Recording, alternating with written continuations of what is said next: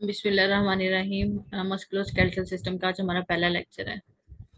वेस्कुलो vasculitis जो है, large vessel vasculitis है। इसमें जाइंट सेल आर्टेराइटिस और टाकाइसो आर्टेराइटिस आता है।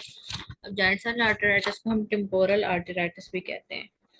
इसमें होता है क्या है कि सिनेरियो आता है जिसमें ये लिखा हुआ था कि female greater than 50 year age old है, यूनिलेटरल हेडेक या पॉसिबल टेम्पोरल आर्टरी टेंडरनेस, मतलब उसके टेम्पोरल एरिया पे पाल्पेशन करें तो टेम्पोरल आर्टरी में टेंडरनेस भी होती है। जॉ क्लॉडिकेशन है उसको, यानी कि जब वो खाना खाने लगती है तो उसको दर्द होता है, इसको कहते हैं जॉ क्लॉडिकेशन। पेन ड्यूरिंग उसको, और क्या होता है उसका उसके साथ, may lead to the irreversible blindness due to anterior ischemic optic neuropathy, यानी कि इंटीरियर इस्कीमिक ऑप्टिक न्यूरोपैथी हो जाए तो उसको इरिवर्सिबल ब्लाइंडनेस हो जाती है। ये एसोसिएट करती है पोलीमाइल्जिया रोमैटिका के साथ, और मोस्ट कॉमनली इफेक्ट होती है इसमें करोटिड आर्टरी की ब्रांचेस अफेक्टेड होती हैं। और ये इसमें योरटाइटिस वर्टिब्रल आर्टरी इन्फाक्ट भी हो सकता है। फोकल इसमें ग्रैनुलोमेटस इन्फ्लेमेशन होती है, यानी कि जहाँ पे इन्फेक्शन हुआ है एक किस्म के जहाँ सेल आर्टेराइटिस हुआ है वहां पे फोकल, सिर्फ उसी एरिया में, पूरी वेसल की नहीं होगी, सिर्फ उसी एरिया में होगी फोकल ग्रैनुलोमेटस इन्फ्लेमेशन। ये असर इसमें रेज होगा, intelligence correlate with the disease activity के साथ होगा। इसमें हम हाई डोज कार्टिकोस्टेरॉइड देते हैं ताकि temporal artery, high dose corticosteroid prior to the temporal artery biopsy to prevent the blindness, यानी कि इसमें जो ब्लाइंडनेस होती है वो इरिवर्सिबल होती है, हम उसको रिवर्स नहीं कर सकते। इसलिए अगर हमें बायोप्सी लेनी भी है तो पहले हम उसको पेशेंट को ट्रीटमेंट में स्टार्ट करेंगे हाई डोज ग्लूकोकार्टिकाइड, उसके बाद फिर हम लेंगे। और इसमें ग्रेटर देन 100 इसका होता है। और पेशेंट मोस्टली कंप्लेन करता है कि पेन उसका टेम्पोरल रीजन में है, उसको यूनिलेटरल हेडेक है, टेम्पोरल टेंडरनेस है, वो खाना खाने लगते हैं तो उसको पेन होती है, या फिर पेन ड्यूरिंग कमिंग, ये भी मेंशन होता है। ठीक है। और पॉलीमाइल्जिया रिमेटिका का मतलब ये है कि उसको जॉइंट पेन होता है, फीवर है, और साथ में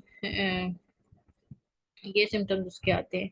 और giant cell temporal arteritis important है ये, इसमें ये होता है कि सेगमेंट होता है जो आर्टरी का इन्वॉल्व हो जाता है। क्वेश्चन में मेंशन हुआ कि 60 या 65 year old female with unilateral headache and pain on pain on achieving, इस तरह मेंशन होगा। और ईएसआर कभी कभी मेंशन होगा कि ईएसआर ज्यादा है, तो giant cell arteritis temporal arteritis टाका या सो आर्टेराइटिस क्या है। और इसमें भी पूछा जाता है कौन सी मोस्ट मोस्ट कॉमनली इन्वॉल्व है, कैरोटिड आर्टरी की ब्रांचेस मोस्ट कॉमनली इन्वॉल्व है।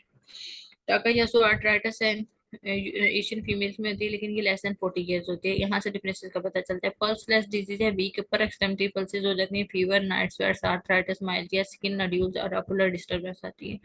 इसमें granulomatous thickening and narrowing of aortic arch होती है, और proximal great vessel, proximal great vessels और एओर्टिक आर्च, जो ऊपर वाली एओर्टिक आर्च के बाद जो नीचे वेसल्स निकलते हैं, great vessels, proximal great vessels जो हैं उसमें ये होती है। इसको पल्सलेस डिजीज कहते हैं, और ये ब्रांच पॉइंट ऑफ एओर्टा पे होती है।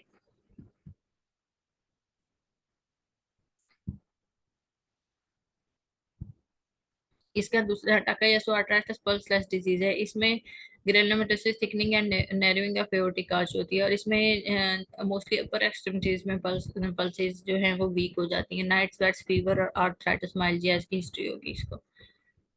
उसके बाद है बर्जर डिजीज। बर्जर डिजीज क्या है, हैवी टोबैको स्मोकिंग है, मेल में है। अब यहाँ देखेंगे ये दोनों फीमेल में थी, जाइंट सेल आर्टराइटिस और टाकायासो आर्टराइटिस फीमेल में है। अब नेक्स्ट है जो मीडियम वेसल्स हैं वो लार्ज वेसल्स थी, जाइंट सेल आर्टराइटिस और Takayasu arteritis large vessel vasculitis है, वेसल्स की इन्फ्लेमेशन है। मीडियम साइज में बर्जर डिजीज है, कवासाकी डिजीज है, पोलीआर्टराइटिस नोडोसा है, ये तीनों आते हैं medium size medium vessel vasculitis में। हैवी टोबैको स्मोकिंग की हिस्ट्री है, मेल लेस देन 40 ईयर है, इंटरमिटेंट क्लॉडिकेशन है, male lead to the gangrene, auto amputation of digits, superficial nodular फिल्बाइटिस होता है। और रेनाल्ड फिनोमेना प्रेजेंट होता है कि ऑन कोल्ड उसकी ब्लड सप्लाई कम होना शुरू हो जाती है, रेनाल्ड फिनोमेना शुरू हो जाता है। उसको रेनाल्ड फिनोमेना क्या होता है कि decreased blood flow to the skin due to arteriolar vasospasm in the response to the cold or stress. Cold or stress के रिस्पांस में स्मॉल वेसल्स में आर्टरियोल्स में वेसोस्पेज्म हो जाता है, जिससे ब्लड सप्लाई कम हो जाती है, और कलर चेंज हो जाता है व्हाइट से फिर ब्लू में, फिर जब डी परफ्यूजन होती है तो फिर दोबारा रेड में चला जाता है। ये होता है कि उसमें रेनाल्ड फिनोमेना आएगी। इसमें टोबैको की हिस्ट्री मेंशन होगी, यंग मतलब लेस देन 40 ईयर पेशेंट की एज मेंशन होगी, और वो स्मोक करता है पेशेंट का। और ग्राडिकेशन क्या है, जब मसल को वो यूज करता है तो पेन होगी, क्योंकि मसल्स में पेन होना स्टार्ट हो जाएगी उसके।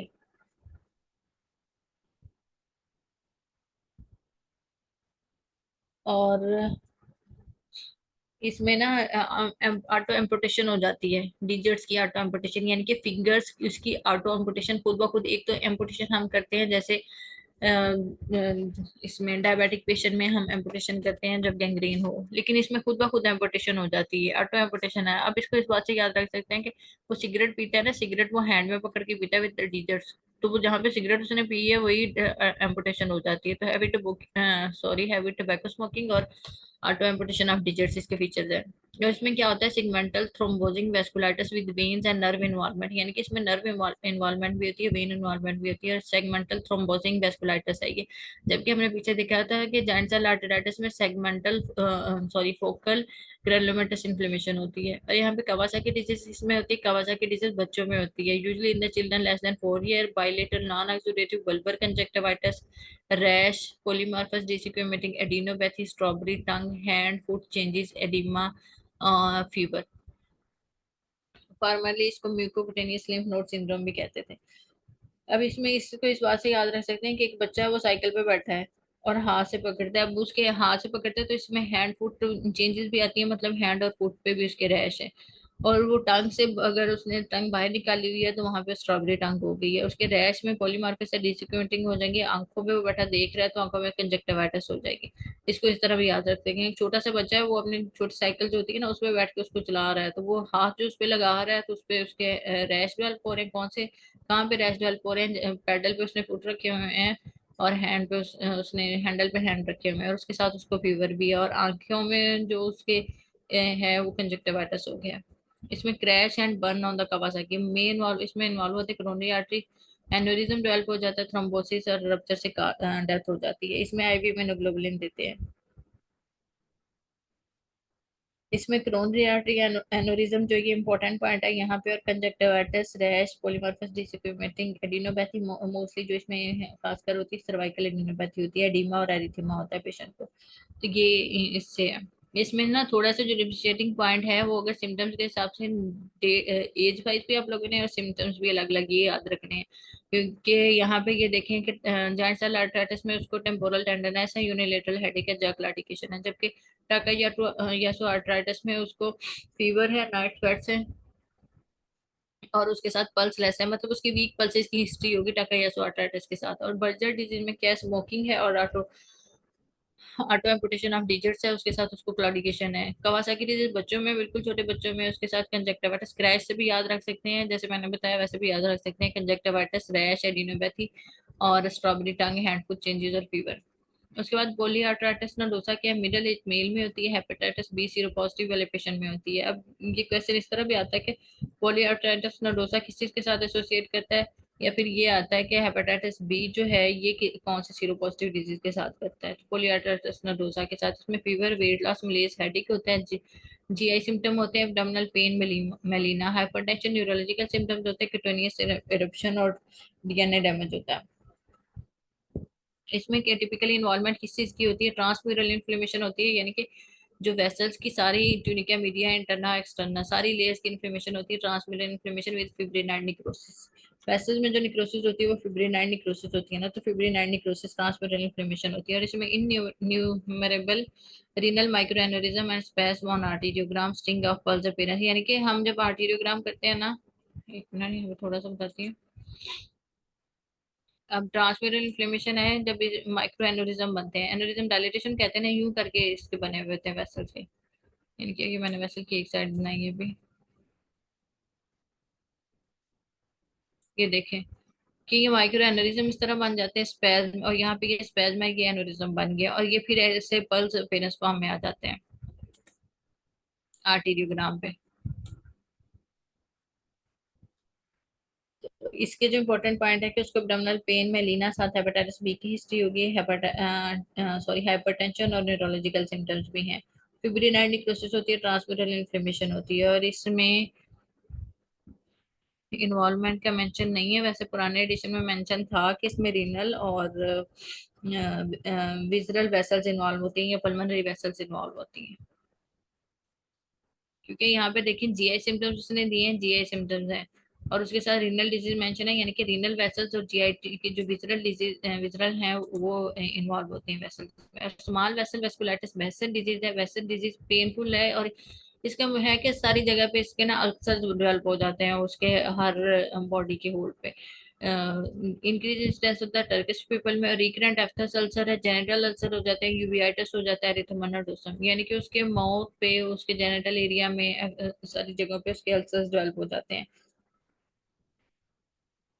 उसकी पूरी बॉडी पे अल्सर डेवलप होते हैं। ये इसका बात याद रखने वाले कि रिकरेंट, एक तो रिकरेंट एफ्थस अल्सर है, जेनिटल अल्सरेशन है, यूवियाइटिस है, एरिथ्रोमनोडोसम है, और ये हर्पीस सिम्प्लेक्स वायरस और पैरवो वायरस इसको प्रेसिपिटेट करते हैं। तो इसके सिनेरियो के साथ भी ये मेंशन किया हुआ था। वैसे भी हर्पीस सिम्प्लेक्स वायरस जब हमने पढ़ा है, पैरवो वायरस उसमें भी मेंशन है। फ्लेयर लास्ट 1 to 4 वीक्स तक रहता है। इम्यून कम्प्लेक्स वेस्कुलाइटिस HLA-B51 के साथ एसोसिएट करती है इसको। ये immune complex vasculitis important point है इसका, बाकी के फीचर्स हैं। उसके बाद कुटेनियस जो स्मॉल वेसल वेस्कुलाइटिस है 7 to 10 days after certain medication होता है, यानी कि मेडिकेशन की हिस्ट्री हो पेशेंट को। फिर उसके बाद जो होता है उसमें है पेनिसिलिन, सेफलोस्पोरिन, सल्फोनामाइड, फेनिटाइन, एलोप्यूरिनोल, या फिर इन्फेक्शन हो जाए HCV HIV का।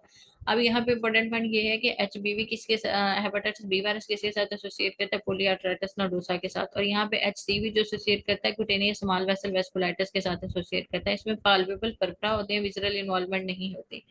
इसमें विजुअल इन्वॉल्वमेंट नहीं होती। और उसके बाद इम्यून कॉम्प्लेक्स मीडिएटेड लिकोप्लास्टिक वेस्कुलाइटिस होता है पेशेंट को, और इसमें विजुअल इन्वॉल्वमेंट नहीं होती, पाल्पेबल परपरा होते हैं कि पेशेंट ने पेनिसिलिन लिया 7 to 10 days बाद उसको क्यूटेनियस वेसल में इन्फ्लेमेशन स्टार्ट होगी और उसको परपरा डेवलप हो गए। उसके बाद इओसिनोफिलिक ग्रेनुलोमेटोसिस विद पोलियंजाइटिस जो है, जिसको चर्क सट्रास सिंड्रोम भी कहते हैं, ये भी स्मॉल वेसल वेस्कुलाइटिस है। इसमें क्या होता है, asthma, sinusitis skin nodules, purpura, peripheral neuropathy. इसमें हार्ट, GI, किडनीज इन्वॉल्व होते हैं। पास इम्यून ग्लोमेरुलोनेफ्राइटिस होता है कि इसमें इम्यूनोफ्लोरेसेंस पे हमें इम्यून कॉम्प्लेक्सेस नहीं मिलते, पास इम्यून होते इसको कहते हैं। और ये ग्रैनुलोमेटोसिस नेक्रोटाइजिंग वेस्कुलाइटिस विद इओसिनोफिलिया, ये इसका हिस्टोलॉजी का पॉइंट है। ये इसमें AN का और PN का और इंक्रीज IgE लेवल होता है, तो इसलिए PN का पॉजिटिव है। यूसिनोफिलिया एस्थमा के साथ भी इसकी हिस्ट्री होती है यहाँ पे। अब इम्पोर्टेंट पॉइंट ये है कि इसमें एस्थमा है, साइनोसाइटिस है, स्किन नोड्यूल्स है, और न्यूरोपैथी भी है, परपरा भी है। तो कौन कौन से, हार्ट, GI, सारे ऑलमोस्ट ऑर्गन्स इन्वॉल्व होते हैं रिस्टोर फूड ड्रॉप के साथ। अब उसने अगर एक क्वेश्चन है जिसमें उसने पेशेंट की ये हिस्ट्री दी है कि वो एलर्जन डस्ट के सीजन में उसको ब्रीदिंग इशू आ रहा है, और उसके साथ उसको राइनो साइनोसाइटिस है, और उसके साथ उसको रिस्ट ड्रॉप हो गया है। और हमने इम्यूनोफ्लोरेसेंस पे उसके पानी पॉसी इम्यून ग्लोमेरुलोनेफ्राइटिस हमें मिला है। तो कौन से पॉजिटिव पॉजिटिव क्या चीज होगी, इसमें PN का पॉजिटिव होगी, और IgE लेवल रेज होगा। हेयर डिजीज क्या है, इओसिनोफिलिक ग्रैनुलोमेटोसिस विद पोलियंजाइटिस या चर्क सट्रास सिंड्रोम इसको कहते हैं। उसके बाद ग्रैनुलोमेटोसिस विद पोलियंजाइटिस क्या है कि इसमें अपर रेस्पिरेटरी ट्रैक इन्फेक्शन होता है, और परफोरेशन होती है नेजल सेप्टम की। क्रोनिक साइनोसाइटिस होता है, और टाइटस मीडिया और मेस्टाइटिस होता है। यानी कि अपर रेस्पिरेटरी ट्रैक में देखें कि जो कान और हेड वाला पूरा एरिया वो इन्वॉल्व हो जाता है इन्वॉल्वमेंट में, कि सबसे पहले उसको नोज से एयर इंटर होती है ना, तो नोज पे जब एयर इंटर होती है तो नेजल सेप्टम, नेजल का जो सेप्टम है वो ही फट जाता है, रप्चर हो जाता है, जिसे हम कहते हैं कि परफोरेशन हो गई नेजल सेप्टम की। और इसके साथ उसको क्रोनिक साइनाइटिस हो गया है, और कान उसके साथ ही है। जब अपर रेस्पिरेटरी ट्रैक के कहते हैं, तो जब गला खराब होता है तो मोस्टली बच्चों में देखे तो कान का इन्फेक्शन भी हो जाता है। मैं ये वैसे याद रखने के लिए बता रही हूँ कि साइनोसाइटिस के साथ उसी को टाइटस मीडिया हो गया, और टाइटस मीडिया के साथ इसको मेस्टाइटिस हो गया। ये पर रेस्पिरेटरी ट्रैक है। उसके बाद लोअर रेस्पिरेटरी ट्रैक भी इसके साथ इन्वॉल्व होता है, हिमोप्टिसिस, कफ और डिस्निया होता है। और इनल में पासिव में रैपिडली प्रोग्रेसिव ग्लोमेरुलोनेफ्राइटिस होता है, हिमाचूरिया, रेड सेल कास्ट। तो इसमें मेंशन होता है कि पेशेंट को हिमाचूरिया है, रेड सेल कास्ट है, उसके साथ पेशेंट को हिमोप्टिसिस है, यानी कि ब्लड इन मोमेंटस आ रहा है, और पेशेंट का नेजल सेप्टम की परफोरेशन हो गई है। तो कौन सी डिजीज है, एक ग्रेनुलोमेटोसिस विद पोलियंजाइटिस है, और ये CN का पॉजिटिव डिजीज है, यानी कि एंटीप्रोटीनेज 3 इसमें पॉजिटिव होता है। इसके चेस्ट एक्सरे पे लार्ज नोडुलर डेंसिटीज हमें मिलती है, और ट्राइड इसमें क्या होता है, फोकल नेक्रोटाइजिंग वेस्कुलाइटिस होता है।